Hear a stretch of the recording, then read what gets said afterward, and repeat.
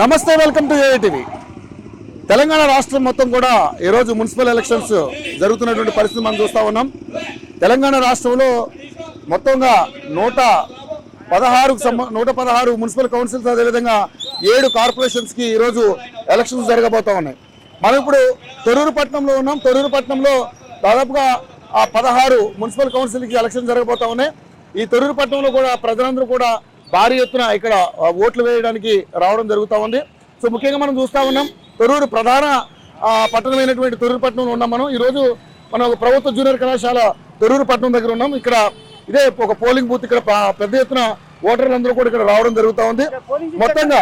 మొత్తంగా చూసుకుంటే ఇక్కడ దాదాపుగా 16 వార్డులకి ఇక్కడ పోటీ జరగబోతా ఉంది. ఇక్కడ ప్రధానంగా కాంగ్రెస్, బీఆర్ఎస్, బీజేపీ ఈ 3 కూడా గట్టిగా ఫైట్ చేస్తున్నటువంటి పరిస్థితి కనపడతా ఉంది. ముఖ్యంగా చూసుకుంటే ఇక్కడ కాంగ్రెస్కి అండ్ టీఆర్ఎస్కి ఎక్కువగా ఇక్కడ పోటీ జరిగే అవకాశం కనపడతా ఉంది.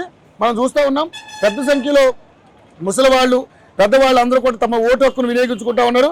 ఈ 16 వార్డులకు గాను దాదాపుగా 21,451 ఓటర్లు అయితే ఉన్నట్టుగా మనకి లెక్కల ప్రకారం అయితే, జనాభా లెక్కల ప్రకారం అయితే తెలుస్తూ ఉంది.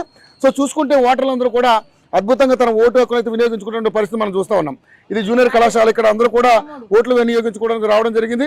మరి తొర్రూరు పట్టణంలో ఇక్కడ కాంగ్రెస్ పార్టీ అధికార పార్టీ కాంగ్రెస్ పార్టీ ఉంది. అదేవిధంగా బీఆర్ఎస్ పార్టీ కూడా గతంలో 10 ఏళ్ళు అధికారంలో ఉన్నటువంటి బీఆర్ఎస్ పార్టీ కూడా ఇక్కడ ఎర్రబెల్లి దయాకర్రావు గారు కూడా ఇక్కడ ఉండడం జరిగింది. ఓటర్లు ప్రసరణ చేసుకునే పనిలో వాళ్ళు చాలా బిజీగా ఉన్నప్పటికీ కూడా మరి ఇక్కడ ఓటర్లు ఎవరికి పట్టం కడతారు ఏంటనేది మరి ఇక్కడ చాలా ఉద్వేగభరితమైనటువంటి వాతావరణం కనపడతా ఉంది. చూస్తూ ఉన్న మొత్తం కూడా పోలింగ్ బూత్ అంతా కూడా ఓటర్లతో నిండుతున్నటువంటి పరిస్థితి కనపడుతుంది. ప్రతి ఒక్కరు కూడా తమ ఓటు హక్కును వినియోగించుకోవడం కోసం అందరూ వస్తూ ఉన్నారు. ఇక్కడ ఎలక్షన్ కమిషన్ కూడా వీళ్ళకి ఎవరైతే వికలాంగులు ఉన్నారో వాళ్ళకి వీల్ చైర్లు కూడా ఏర్పాటు చేయడం జరిగింది.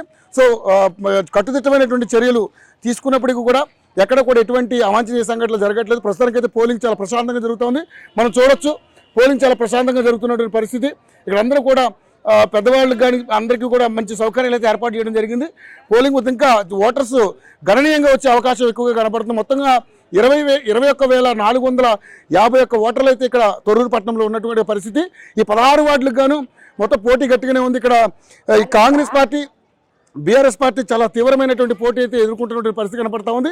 ఇక బీజేపీ కూడా పోటీలు ఉన్నప్పటికీ కూడా, అదేవిధంగా జనసేన ఇతర పార్టీలు కూడా ఉన్నప్పటికీ కూడా పోటీ గట్టిగా ఉన్నట్టుగా కనపడతా ఉంది. సో ప్రశాంతమైనటువంటి వాతావరణంలో పోలింగ్ అయితే జరుగుతూ ఉన్నటువంటి పరిస్థితి మనం చూస్తూ ఉన్నాం.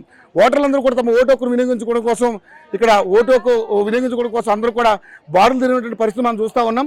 ఇంకా పెద్దవాళ్ళకి, అదేవిధంగా చిన్నపిల్లలకి, ఎవరైతే ఓటు హక్కును వినియోగించుకోవడానికి వచ్చిన వాళ్ళందరికీ కూడా వాళ్ళకి సౌకర్యాలన్నీ కూడా కల్పించడం జరుగుతూ ఉంది.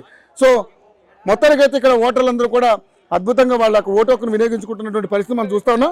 దాదాపు ఇక్కడ 5 పోలింగ్ బూతులు ఉన్నాయి. 5 పోలింగ్ బూతులలో కూడా ప్రశాంతమైనటువంటి వాతావరణంలో ఓటు హక్కును అయితే వినియోగించుకుంటూ ఉన్నారు. మరిన్ని అప్డేట్స్ కోసం మళ్ళీ మీ ముందుకు వచ్చే ప్రయత్నం చేస్తాం. Vote studio.